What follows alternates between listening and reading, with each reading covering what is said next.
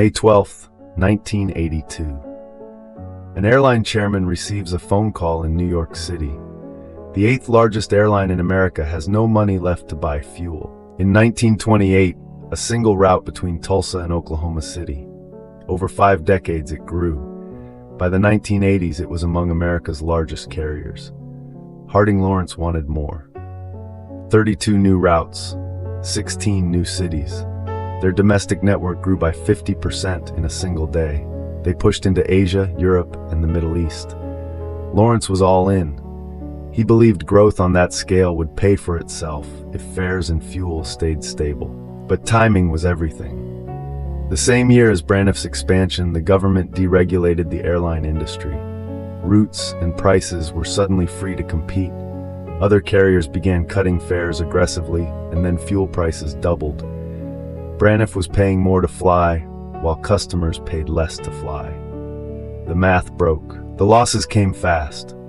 In 1979, Braniff lost $44 million. By 1981, losses had climbed to $160 million. Their debt reached $733 million. The company could not pay the interest.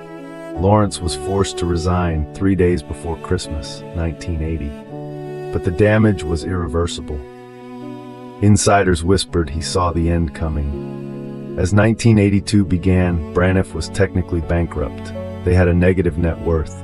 It bought time, not enough. May 12th broke open like a dam.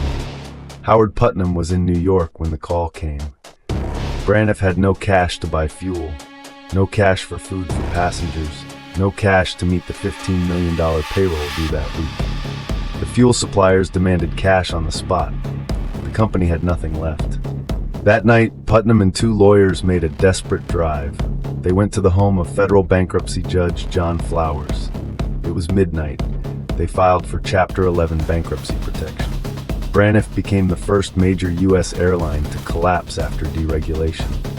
The moment they filed, the shutdown was total and immediate. 75 aircraft were called in. 9,000 employees received letters telling them to stay home. Paychecks arriving in the mail were worthless. There was no cash.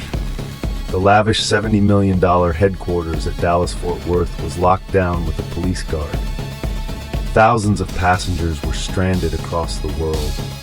Other airlines scrambled to rescue Braniff's routes. Braniff was a pioneer. It flew for 54 years.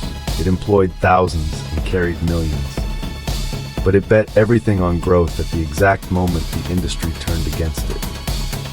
The deregulation that freed the market also unleashed competition it could not survive. No official investigation was ever published. No single blame. Only the numbers, losses, debt, and the night the lights went out.